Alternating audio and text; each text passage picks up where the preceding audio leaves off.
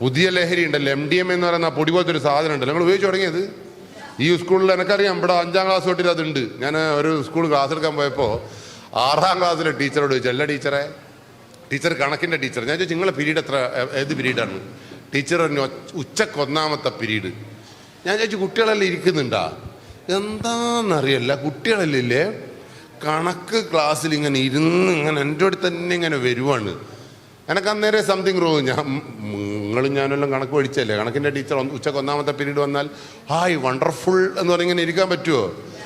വീട്ടിക്കില്ലെങ്കിൽ നിങ്ങൾക്ക് പെരാന്താണ്. വിട്ടു നമ്മളോട്, ഏത് ടീച്ചറാണെങ്കിലും. ശരിയാണോ തെറ്റാണോ? അപ്പോൾ ടീച്ചർ അങ്ങനെ എൻ്റെ ക്ലാസ്സിൽ കുട്ടി ആവിയിടുന്നില്ല എന്ന് പറയുമ്പോൾ തന്നെ, കാരണം അതിൻ്റെ പരിസരത്ത് നിന്ന് നമ്മൾ കുറച്ച് സ്റ്റാമ്പും സ്റ്റിക്കറെല്ലാം പിടിച്ചിരുന്നു. അപ്പോൾ നമുക്ക് ഈ സ്കൂളാണ് നമ്മളെ ടാർഗറ്റ്. നമുക്ക് നേരിട്ട് ചോദിക്കാൻ പറ്റുമോ, കുട്ടി നീ സ്റ്റാമ്പ് ഉപയോഗിക്കുന്നുണ്ടോ ചോദിക്കാൻ പറ്റുമോ? ഇല്ല. അങ്ങനെ നമ്മളിത് വളരെ രഹസ്യമായിട്ട് കണക്ക് പീരീഡിൽ ആവിയിടുന്നില്ല എന്ന് പറഞ്ഞപ്പോൾ തന്നെ സംഗതി നമുക്ക് ക്ലിയറായി.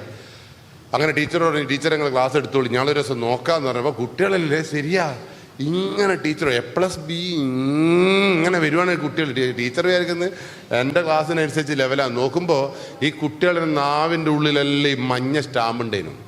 എത്ര ക്ലാസ്സിൽ? 6ാം ക്ലാസ്സിൽ. ആ കുട്ടി അത് ഉപയോഗിച്ച് എത്ര കൊല്ലം കൊണ്ട് നശിച്ചു എന്ന് നിങ്ങൾ? 7.5 കൊല്ലം കൊണ്ട് കുട്ടിയല്ലാണ്ടായി പോകും. മരിക്കൂലെന്ന്, മരിച്ചിക്കേണ്ട തുകയുന്നു, മരിക്കൂല. ജീവച്ഛവങ്ങളായ എല്ലുമുട്ടിയായിട്ടുള്ള ഒരു സ്കെൽട്ടൻ നിങ്ങളെ വീട്ടിലുണ്ടാവും. നിങ്ങളൊന്ന് ആലോചിച്ച് നോക്ക്.